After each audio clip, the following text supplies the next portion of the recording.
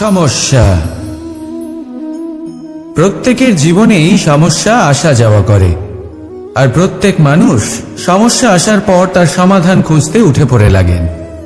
কিন্তু যখনই সমস্যার সমাধান হয়ে যায়, আমরা সুপ্রসন্ন হয়ে যাই এবং অসাবধানও হয়ে যাই। আমাদের মনে হয় যে আমরা সম্পূর্ণরূপে সমস্যার অন্ত করেছি, কিন্তু কোথাও না কোথাও একটা ছোট্ট বীজ রয়েই যায়, আর সেই বীজ আমাদের অসাবধানতার ছত্রছায়ায় বড় হতে থাকে, আর তারপর মহা সংকট হয়ে আবার আমাদের উপর আক্রমণ করে। এই সংকট যে কোনো রূপে আসতে পারে, কোনো শত্রুর রূপেও আসতে পারে, বা কোনো মহামারীর রূপেও আসতে পারে। সেই জন্য সবসময় সাবধান থাকাই উচিত, কারণ অসাবধান হলে কি হয়, আমাদের সুরক্ষা চক্রে একটা ছেদ উৎপন্ন হয়, আর আমাদের শেষ করতে পারে এমন এক বাণ সেই ছেদ বিন্দু হয়ে আমাদের হৃদয়ে প্রবেশ করতে পারে। তাই যে কোনো সমস্যার সমাধান করুন, জয়ী হন, উৎসব পালন করুন, কিন্তু সাবধানে থাকবেন। আসুন আর আমার সাথে ভালোবেসে বলুন, রাধা রাধা। কর্ম, ধর্ম আর কর্তব্য, এই তিনটি একে অপরের সাথে জড়িত, আর অনেক সময় এই তিনটি পালন করতে করতে আমাদের সেই ব্যক্তির সামনে গিয়ে দাঁড়াতে হয়, তার বিরুদ্ধেই যেতে হয়, যাকে আমরা সব থেকে বেশি ভালোবাসি। কিন্তু সেইখানেই যুদ্ধ, কোনো ব্যক্তিগত যুদ্ধ থাকে না। এ হলো কর্ম, ধর্ম আর কর্তব্যের যুদ্ধ। এটা সরল নয়, অত্যন্ত কঠিন হয় তার সম্মুখীন হওয়া যাকে আমরা সব থেকে বেশি সম্মান করি। কিন্তু আমাদের তো আমাদের ধর্মের পথে চলতেই হবে, কারণ আমরা কর্মবদ্ধ, কর্তব্যবদ্ধ, আর এটাই করা উচিত। শুধু এটুকু মনে রাখবেন, যদি আপনার উদ্দেশ্য শুভ হয়, আপনার ভাবনা শুভ হয়, আপনি যদি কর্ম, ধর্ম আর কর্তব্যের পথে অগ্রসর হন, তাহলে এই প্রক্রিয়াতে যদি আপনাকে আপনার আরাধ্যেরও সামনে দাঁড়াতে হয়, তাহলেও আপনার কোনো ক্ষতি হবে না।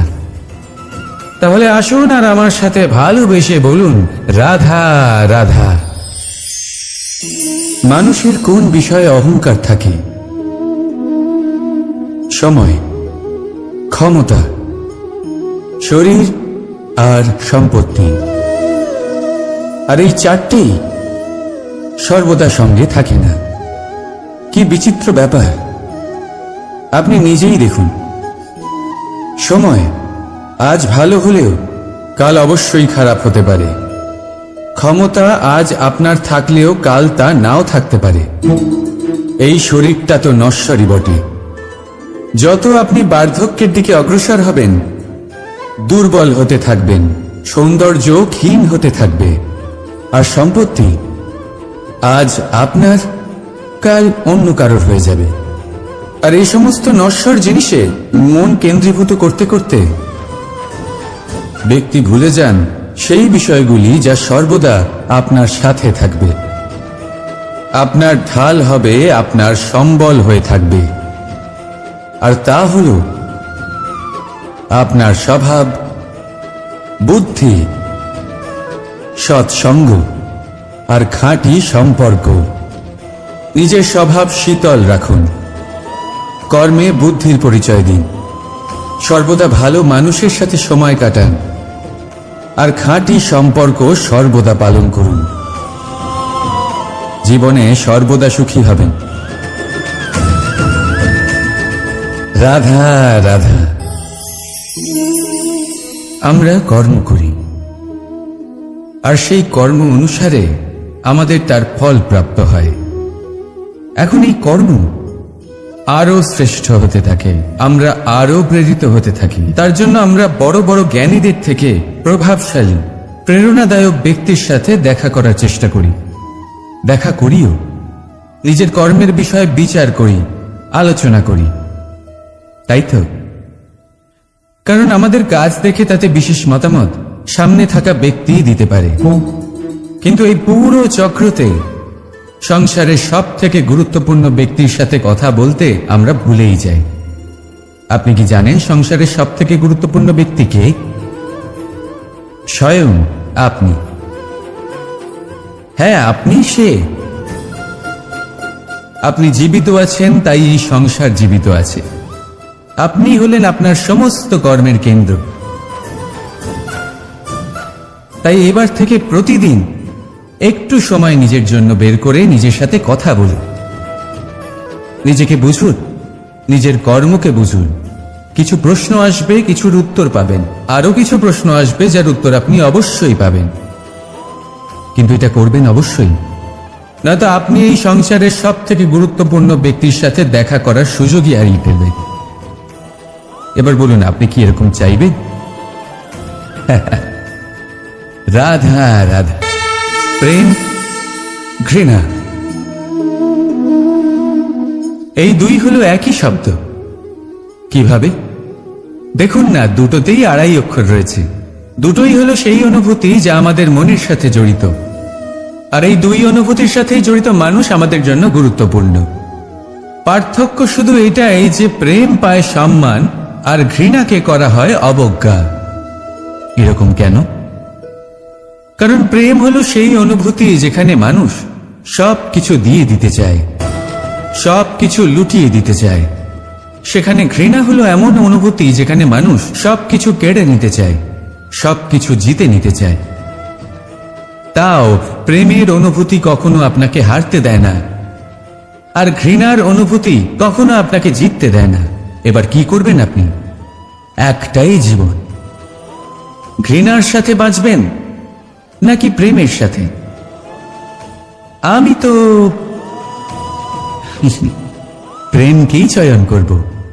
রাধা রাধা। পাওয়া এবং হারিয়ে ফেলা, এই দুই হলো জীবনের অভিন্ন অঙ্গ।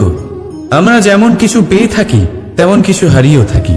কিছু স্বপ্ন সার্থক হয়, আবার কিছু লক্ষ্য অপূর্ণই থেকে যায়। জীবনে এটা হয়েই থাকে, প্রত্যেকের জীবনেই এটা হয়ে থাকে। কিন্তু কারোর সাথে দেখা হলে আমরা কি ধরনের কথা বলি? আমরা সেই কথাই বলি যা আমরা হারিয়েছি। নিজেও দুঃখ পাই, আবার সামনের মানুষটাকেও দুঃখ দিই। তার থেকে অন্যরকম কিছু করার চেষ্টা করুন, ধনাত্মক চিন্তা করার চেষ্টা করুন। মন সেদিকেই দিন। স্মরণ শুধুমাত্র তাকেই করুন, গুরুত্ব তাকেই দিন যিনি আপনার কাছে রয়েছেন। যিনি আপনার কাছে নেই, তার আশায় কষ্ট কেন পাচ্ছেন আপনি? সেগুলিকেই প্রাধান্য দিন যা আজ এখন বর্তমানে আপনার কাছে রয়েছে। যেমন আমি কংস মামাকে স্মরণ করি না, যিনি আমার ছেলেবেলা নষ্ট করে দিয়েছেন। আমি স্মরণ করি আমার যশোদা মাকে, আমার বলরাম দাদাকে, আমার রাধাকে, যারা আমার জীবনকে ভরিয়ে তুলেছেন। আপনিও ঠিক এটাই করুন, আর আমার সাথে ভালোবেসে বলুন, রাধা রাধা। কথায় বলা হয়, জীবনে ভালোবাসাই হলো সুখের মূল। এটা সত্য। এবার প্রশ্ন হলো এটাই যে এই ভালোবাসা কার সাথে করা উচিত? যদি আপনি কিছুক্ষণের জন্য সুখ পেতে চান, তাহলে ভালোবাসুন নিজের রুচি মতো। যদি আপনি কিছুদিনের জন্য সুখ পেতে চান, ভালোবাসুন নিজের বন্ধুদের। যদি আপনি কয়েক মাসের জন্য, কয়েক বছর বা অনেক বছরের জন্য সুখী হতে চান, তাহলে ভালোবাসুন নিজের পরিবারকে, মাতা পিতা, নিজের সন্তান, স্বামী স্ত্রী, নিজের আত্মীয়দের। কিন্তু যদি আপনি চিরকালের জন্য সুখী হতে চান, তাহলে ভালোবাসতে হবে শুধু নিজের কর্মগুলিকে। কারণ সম্পর্ক যেমনই হোক না কেন, কখনো না কখনো ভেঙে যাবেই। এই সংসার হলো এমনই যে যাদের সঙ্গ আমরা পাই, তাদের সঙ্গ একদিন ত্যাগ করতে হয়। শুধু কর্মই হলো এমন এক সঙ্গ যা কখনো আপনাকে ত্যাগ করবে না। আপনার মৃত্যুর পরেও এই কর্ম আপনাকে বাঁচিয়ে রাখবে। তাই সবসময় মনে রাখবেন, এই কর্ম ধর্ম মনে করে পালন করা উচিত। জীবনের শেষ মুহূর্ত পর্যন্ত কর্মকে ভালোবাসুন। জীবনের শেষ মুহূর্ত পর্যন্ত সুখে থাকবেন। আর আমি তো সবসময় বলি, শুধু কর্ম করতে থাকো, ফলের চিন্তা করো না, তাহলে আসুন আর আমার সাথে ভালোবেসে বলুন, রাধা রাধা। সদিচ্ছা। দেখতে গেলে 3 অক্ষরে তৈরি এই শব্দ, কিন্তু সমস্ত ত্রিলোক তার উপরেই আধারিত। আপনি এই সংসারে এসেছেন, তখন অবশ্যই শ্বাস নেবেন, কিন্তু তার বদলে আপনাকে কিছু তো দিতেই হবে। আপনার উপর নির্ভর করছে আপনি কি দেবেন। কি দেবেন এই সংসারকে, এই সমাজকে, নিজের পরিবারকে, আর তার বদলে কি নেবেন? যশ নাকি অপযশ? দেখুন, এক ছিল রাবণ, যে কিনা সমুদ্র পার করল সীতাকে অপহরণ করার জন্য, আর এক ছিলেন রামচন্দ্র, যিনি সমুদ্র পার করেছিলেন, সেতু বানিয়ে গিয়েছিলেন সীতাকে ফিরিয়ে নিয়ে আসার জন্য। দুজনেই সমুদ্র পার করেছিলেন, শুধু পার্থক্য ছিল সদিচ্ছাকে বোঝার, লক্ষ্যের। অনেক মানুষের যাত্রা একরকম হতেই পারে, কিন্তু আনন্দ তখনই লাভ করবেন যখন লক্ষ্য শুভ হবে, মহান হবে। এই লক্ষ্য দিয়ে এই সংসারের কল্যাণ হবে এবং মানুষের সম্মান হবে। যদি আপনার সংকল্প উচিত হয়, তাহলে আপনার লক্ষ্য উচিতই হবে, নয়তো শুধুমাত্র বিনাশ হবে। আর উচিত এটাই হবে যে বিনাশের হাত থেকে যেন নিজেকে বাঁচানো যায়, কি বলেন? তাই জীবনে যে লক্ষ্য স্থির করছেন, মনে রাখবেন তা যেন শুভ লক্ষ্য হয়। যদি এরকম হয়, তাহলে আপনার যাত্রা, আপনার জীবন দুটোই শুভময় হবে। আসুন আর আমার সাথে ভালোবেসে বলুন, রাধা রাধা।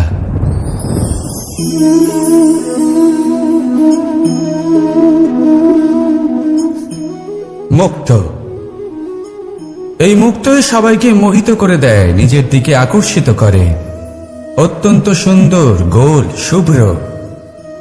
মুক্ত দ্বারা নির্মিত আভূষণ, তা হয়তো সে মুকুটই হোক বা কোনো স্ত্রীর অলংকার, তাকে আরো সুন্দর করে তোলে, তাকে আরো সুন্দর দেখতে লাগে। এবার এই মুক্তকে এত সুন্দর দেখার জন্য কত কষ্ট সহ্য করতে হয়, তা কি কখনো আপনি ভেবেছেন? এই মুক্ত ঝিনুক থেকে বের করা হয়। ঝিনুক, যা কিনা সমুদ্রের তলদেশে থাকে। ওকে কত কষ্ট সহ্য করতে হয়, জলের চাপ সহ্য করতে হয়, সমুদ্রের স্রোত সহ্য করতে হয়। এই ঝিনুককে এত কষ্ট সহ্য করতে হয়, এই মুক্তকে এত কষ্ট সহ্য করতে হয়, তারপরে এর রূপ এত সুন্দর হয়। যদি আপনিও আপনার পরিশ্রমের সৌন্দর্য, নিজের পরাক্রমের সৌন্দর্য এই সংসারে প্রকাশিত করতে চান, তাহলে আপনাকেও কষ্ট সহ্য করতেই হবে। তাই জীবনে যখনই সংকট আসবে, বিপদ আসবে, সমস্যা আসবে, তখন একে সুযোগ হিসেবে গ্রহণ করুন। কারণ এই বিপদের সাথেই লড়াই করে আপনি মুক্তর মতোই পরিশুদ্ধ হয়ে উঠবেন। তাহলে আসুন আর আমার সাথে ভালোবেসে বলুন, রাধা রাধা। যখনই আমরা কথা বলি জলরাশির বিষয়ে, যখন আমরা তুলনা করি, তখন আমাদের খুব ভালো লাগে মিষ্টি সরোবর, পুকুর, নদী। আর আমরা অপেক্ষা করে থাকি সাগরের জন্য, সমুদ্রের জন্য। কেন করি? কারণ এই সাগর, এই সমুদ্র, এ হলো অত্যন্ত বিশাল আর ভয়ানক। এর জলও কিন্তু নোনতা, যা আমরা পান করতে পারি না। কখনো ভেবে দেখেছেন এই সমুদ্রের অন্তরে এই নোনতা জল, এই নোনতা ভাব, এটা আসে কোত্থেকে? এই যে সমুদ্র, যে প্রবাহমান নদীর থেকে যে খনিজ নির্গত হয়, তার ভান্ডার হলো এটা। সেই খনিজকে নিজের অন্তরে গ্রহণ করে, সেই নোনতা ভাব নিজের মধ্যে সমাহিত করে, আর তারপর সেই নোনতা জল বাষ্পে পরিণত হয়ে ওপরে উঠে যায়, যা মেঘ হয়ে আপনার ওপর মিষ্টি বৃষ্টি হয়ে ঝরে পড়ে। এ হলো সমুদ্রের ত্যাগ, যার জন্য আপনি মিষ্টি জল পান করতে পারছেন, সে নদী থেকেই হোক বা সরোবর থেকে। সেই জন্যই হয়তো সাগর হলো এত মহান, হয়তো সেই জন্যই রত্ন সাগরে পাওয়া যায়। তাই মনে রাখবেন, ক্ষমতা তারই হয় যে ত্যাগ করতে জানে, কোনো বিষকে নিজের মধ্যে ধারণ করে নিতে জানে। তাহলে আপনিও এটাই করুন, এতটাই শক্তিশালী হয়ে উঠুন, আর আমার সাথে ভালোবেসে বলুন, রাধা রাধা। পরিচ্ছন্নতা। বর্তমানের এই প্রজন্ম আগের প্রজন্মের এই যে অতি শুদ্ধতার অভ্যেস ছিল, তা নিয়ে ঠাট্টা করে। তাকে মূর্খতা মনে করে, বুঝতেই পারে না কেন। আমাদের মা, ঠাকুমা, দিদিমা এদের দেখেছি সকালে উঠে সবার আগে স্নান করেন। কেন? বুঝতেই পারে না। কেন কথায় কথায় বারান্দা উঠোন পরিষ্কার করা হয়? বুঝতেই পারে না।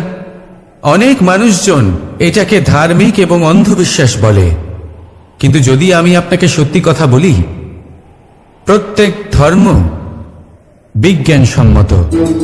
প্রত্যেক কাজের পেছনে বৈজ্ঞানিক সত্যতা লুকিয়ে রয়েছে, কিন্তু প্রত্যেক মানুষ সেই নিয়ে কতটা ভাবেন, কতটা বোঝেন আর কি পদক্ষেপ নেন তা হলো আলাদা এবং অত্যন্ত গুরুত্বপূর্ণ, কিন্তু তা হলো বিজ্ঞানসম্মত। আজও যখন আমি আগে বাড়ি যাই, মা সবার আগে আমার হাত পা ধুয়ে দেন, তারপর সবকিছু। তাই আপনি পরিচ্ছন্ন থাকুন, তাহলে আপনি সুস্থ থাকবেন। তখনই আপনার মনে ভক্তিভাব আসবে, তখনই এই সমগ্র সংসারকে সামলানোর শক্তি অর্জন করতে পারবেন। তাহলে পরিচ্ছন্ন থাকুন, সব ভালো থাকবে। রাধা রাধা। এটা দেখতে পাচ্ছেন? আপনি নিশ্চয়ই জানেন এটা কি। এটা বড়ই বিচিত্র এক বস্তু। এটা হলো কয়লা। আমি একে বিচিত্র এই কারণে বলছি, ভেবে দেখুন, যদি এটা গরম হয় আর আপনি এটাকে ধরে ফেলেন, এটা আপনার হাত পুড়িয়ে ফেলবে। আর যদি এটা ঠান্ডা হয় আর আপনি এটা ধরেন, তাহলে এটা আপনার হাতে কালি লাগিয়ে দেবে। অর্থাৎ যে কোনো পরিস্থিতিতেই, যে কোনো রূপেই থাকুক না কেন, গরম হোক অথবা ঠান্ডা, এটা কোনো না কোনো ভাবে আপনার ক্ষতি অবশ্যই করবে। এরকমই হয় খারাপ মানুষজন, বদসঙ্গ, ঠিক কয়লার মতো। আপনি যদি কিছু নাও করেন, যাই হয়ে যাক, এরা যদি আপনার কাছে থাকে, তাহলে কোনো না কোনো ভাবে জীবনে আপনার কোনো না কোনো ক্ষতি অবশ্যই হবে। তাই নিজের জীবনে সবসময় সঙ্গতের নির্ণয় অত্যন্ত ভেবেচিন্তে করবেন। রাধা রাধা। ইচ্ছে, সিদ্ধান্ত আর নিশ্চয়তা, এই শব্দগুলো আমরা আমাদের জীবনে অনেকবার শুনেছি, তাই না? জীবনে অনেক সময় অনেক কিছু পেতে খুবই ইচ্ছে করে, কিন্তু শুধু ইচ্ছে হলেই কি সবকিছু পাল্টায়? সবকিছু পাওয়া যায়? অনুর্বর জমিতে বাস করা ব্যক্তির মনে ইচ্ছে হয় যেন সে শীতল জল পায়, কিন্তু সে পায় না। যে এক কুয়ো খোঁড়ার সিদ্ধান্ত নিয়েছে, সে মাটি খোঁড়ার জন্য কোদাল অবশ্যই পেয়ে যায়। আর যে নিশ্চিত করে নিয়েছে, সে দেরি করে হলেও সেই শীতল জল অবশ্যই পেয়ে যায়। তাই জীবনে কেবল ইচ্ছে করবেন না, সিদ্ধান্ত নিন আর তারপর নিশ্চিত করুন, সব পেয়ে যাবেন। আর ভালোবেসে বলুন, রাধা রাধা। স্বপ্ন আর লক্ষ্য একই মনে হয়। এই দুইয়েরই কথা মানুষ কল্পনা করেন, এই দুই মানুষ অর্জন করতে চায়। আর এই দুই পূর্ণ হলে মানুষ নিজেকে অত্যন্ত ভাগ্যবান বলে মনে করেন। কিন্তু এই দুইয়ের মধ্যে পার্থক্য আছে। পার্থক্য এই যে স্বপ্নের জন্য বিনা পরিশ্রমের ঘুম দরকার হয়, আর লক্ষ্যের জন্য বিনা ঘুমের পরিশ্রম। যে ব্যক্তি ঘুমের মধ্যে স্বপ্ন দেখতে থাকেন, জেগে ওঠার পর তার হাত খালি থেকে যায়। আর যে ব্যক্তি পরিশ্রম করে, শয়নকালেও তার হাত তার লক্ষ্যেই থাকে। তাই যদি স্বপ্নও দেখতে হয়, তাহলে লক্ষ্য জেনে পরিশ্রম করুন আর ভালোবেসে বলুন, রাধা রাধা। জীবনে কিছু করে দেখাতে হলে আকাশের সেই সীমা ছুঁতে হবে যে সীমা ছোঁয়ার কথা আপনি কখনো ভাবতেও পারেন না। তাহলে নিজের মধ্যে এই তিনটি গুণ সম্মিলিত করুন। প্রথম, নিজের লক্ষ্যে পৌঁছবার ইচ্ছে, একাগ্রতা। এ আপনার দ্বারা এমন কাজ করাতে পারে যা আপনি কখনো করতে পারবেন না। দ্বিতীয়, সাহস, সমস্যার সমাধান করার ক্ষমতা। এটা আপনার দ্বারা তাই করাতে পারে যা আপনি সত্যিই করতে চান। আর তৃতীয় হলো অভিজ্ঞতা। অভিজ্ঞতা আপনাকে বলে দেবে আপনার কি করা উচিত আর কি নয়। তাহলে যিনি ইচ্ছে, সাহস আর অভিজ্ঞতা এই 3 গুণকে সম্মিলিত করতে পেরেছেন, তাদের জন্য সংসারে এমন কোনো কাজ নেই যা তারা করতে পারেন। তারা সর্বদা প্রসন্ন হয়ে বলেন, রাধা রাধা। মানুষের একটা বিশেষ প্রবৃত্তি হলো তারা কখনো নিজেকে নিয়ে সন্তুষ্ট হন না, কখনো নিজেকে নিয়ে প্রসন্ন হন না।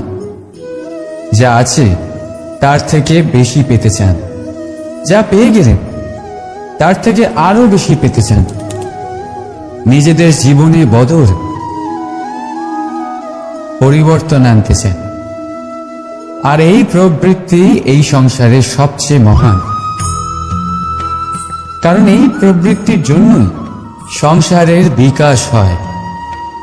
কিন্তু এই বদলের জন্য মানুষ তার খোঁজে থাকেন যা তার জীবনে বদল আনতে পারবে, তাকে পথ দেখাতে পারবে, তার জীবনে পরিবর্তন আনতে পারবে। আর তাই মানুষ সংসার জুড়ে তাকেই খোঁজেন যিনি তার পাশেই আছেন।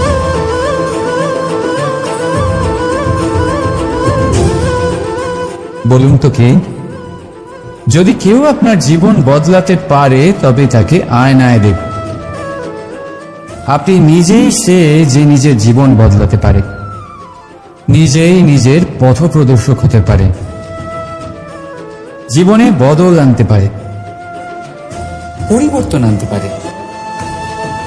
তাই চিনুন নিজের অন্তরের শক্তিকে, আর এটা বিশ্বাস করুন যে এই সংসারে আপনার থেকে বেশি শক্তিশালী আর কেউ নেই। জীবন বদলে যাবে আপনার। আর অন্ধবিশ্বাস নয়, আত্মবিশ্বাসের হাত ধরুন। আপনার সমস্যা আপনা থেকেই দূর হয়ে যাবে। তাই ভালোবেসে বলুন, রাধা রাধা।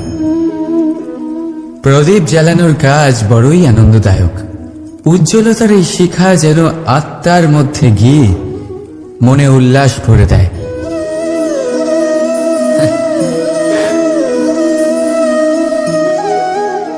এই আমি কি করলাম? আমি একে নিভিয়ে দিলাম, অথচ এই দিয়েই আমি অন্য প্রদীপগুলি জ্বালিয়েছিলাম। কারণ যতক্ষণ এই শিখা অন্য প্রদীপগুলিকে জ্বালাচ্ছিল ততক্ষণ এই নিজেও জ্বলছিল। কিন্তু যেই ও এই কাজ করা ছেড়ে দিল তখন একেও নিভতে হল। বুঝলেন? সেরকমই জীবন হলো উজ্জ্বলতা দেওয়ার আরেক নাম। যদি জীবনে শুভ কাজ করেন, অপরের উপকার করেন, অন্যদের সহায়তা করেন, তাহলেই জীবিত থাকবেন। আর যেদিন এই কাজ করা আপনি বন্ধ করে দেবেন, শ্বাস প্রশ্বাস নেওয়া সত্ত্বেও মৃত হয়ে যাবে। তাই যতক্ষণ শ্বাস চলছে আশারূপী উজ্জ্বলতা ছড়াতে থাকুন। বিশ্বাস করুন, মৃত্যুর পরেও আপনি অমর থাকবেন। তাই ভালোবেসে বলুন, রাধা রাধা। যবে থেকে যে প্রাণের অস্তিত্ব পেয়েছে তবে থেকেই আরো একটি শব্দ জন্ম লাভ করেছে, সংঘর্ষ। জন্মলগ্ন থেকেই মানুষকে বাঁচার জন্য সংঘর্ষ করে যেতে হয়। কখনো নিজের লক্ষ্যে পৌঁছবার জন্য সংঘর্ষ করতে হয়, আর কখনো যা পেয়েছেন তাকে রক্ষার জন্য সংঘর্ষ করতে হয়।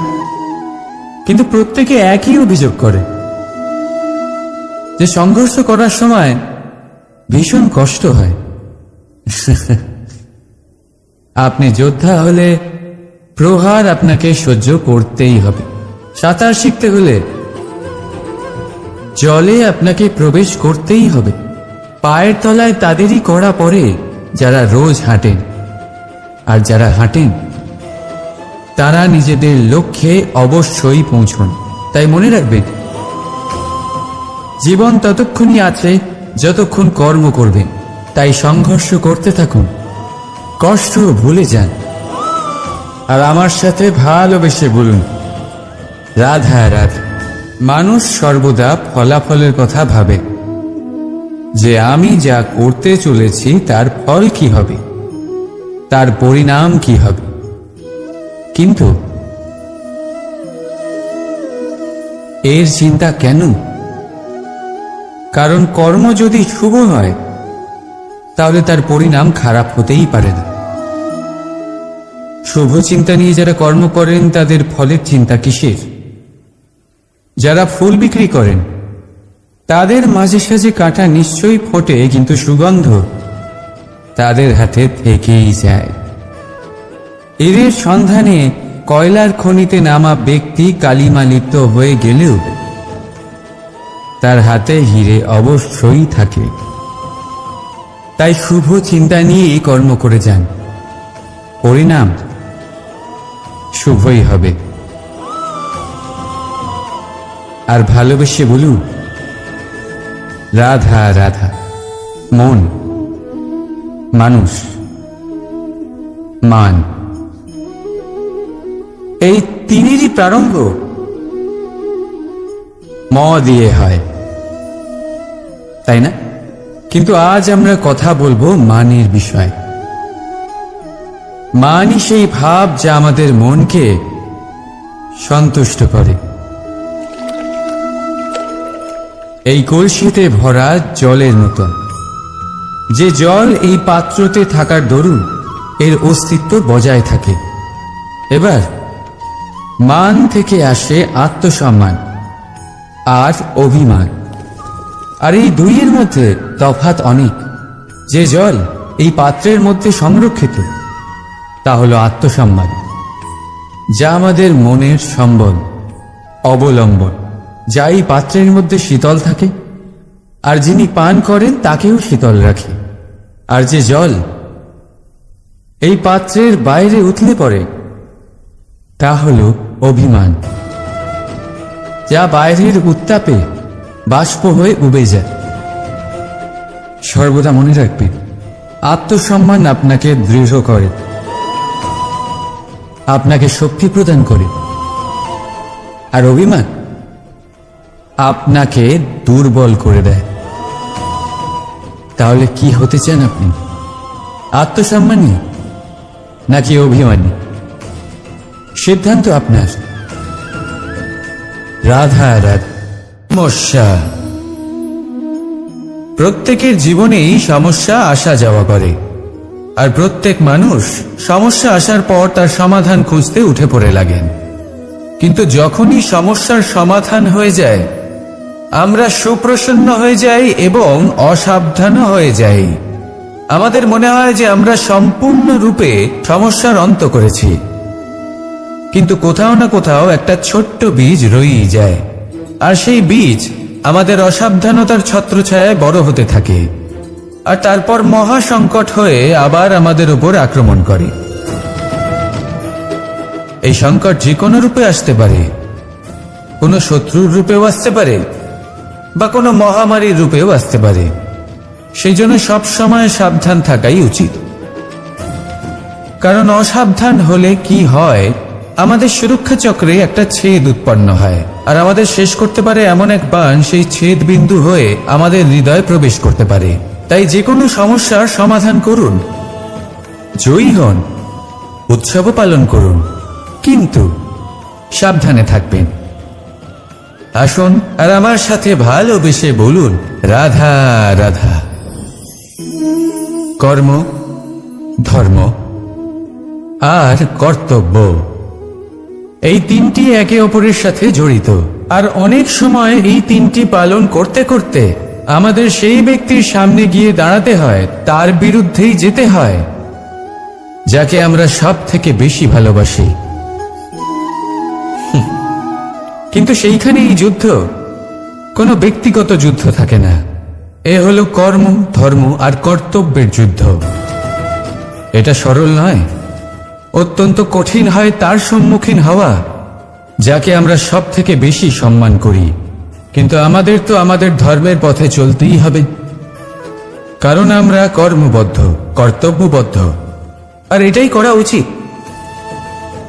শুধু এটুকু মনে রাখবেন, যদি আপনার উদ্দেশ্য শুভ হয়, আপনার ভাবনা শুভ হয়, আপনি যদি কর্ম, ধর্ম আর কর্তব্যের পথে অগ্রসর হন, তাহলে এই প্রক্রিয়াতে যদি আপনাকে আপনার আরাধ্যেরও সামনে দাঁড়াতে হয়, তাহলেও আপনার কোনো ক্ষতি হবে না।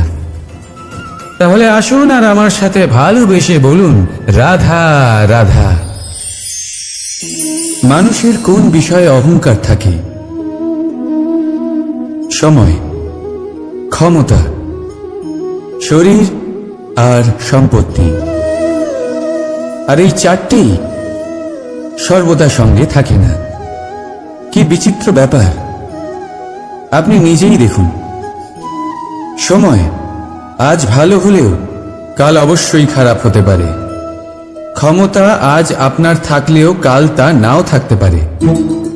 এই শরীরটা তো নশ্বরই বটে। যত আপনি বার্ধক্যের দিকে অগ্রসর হবেন, দুর্বল হতে থাকবেন, সৌন্দর্য ক্ষীণ হতে থাকবে। আর সম্পত্তি আজ আপনার, কাল অন্য কারোর হয়ে যাবে।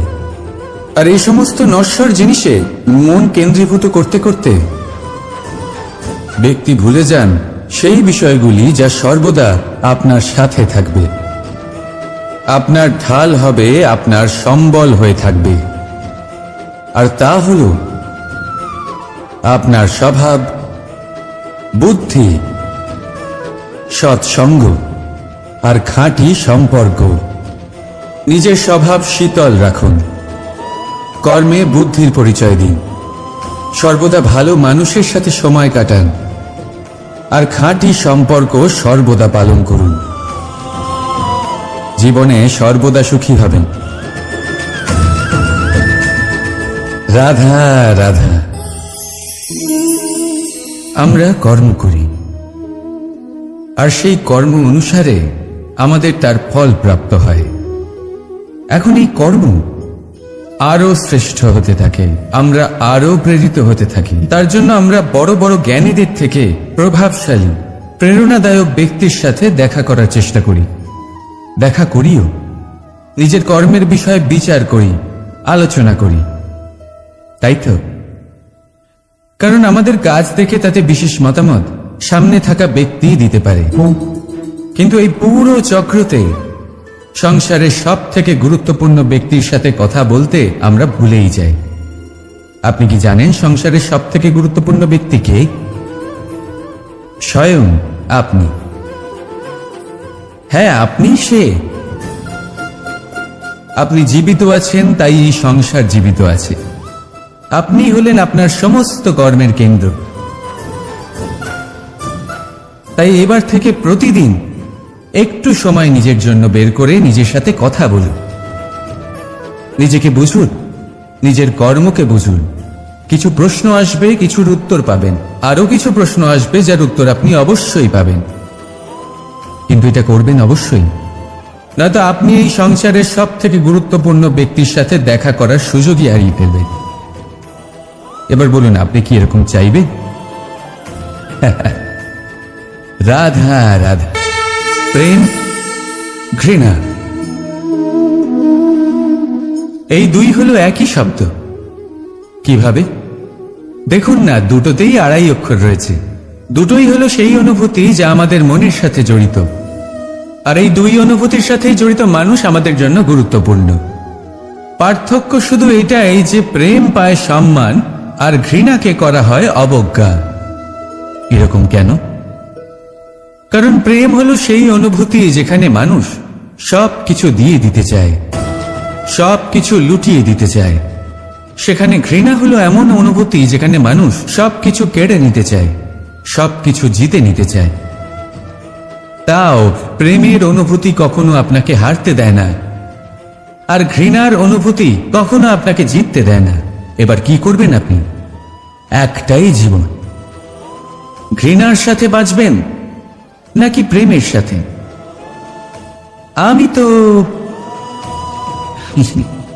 প্রেমকেই চয়ন করব। রাধা রাধা। পাওয়া এবং হারিয়ে ফেলা, এই দুই হলো জীবনের অভিন্ন অঙ্গ। আমরা যেমন কিছু পেয়ে থাকি, তেমন কিছু হারিয়েও থাকি। কিছু স্বপ্ন সার্থক হয়, আবার কিছু লক্ষ্য অপূর্ণই থেকে যায়।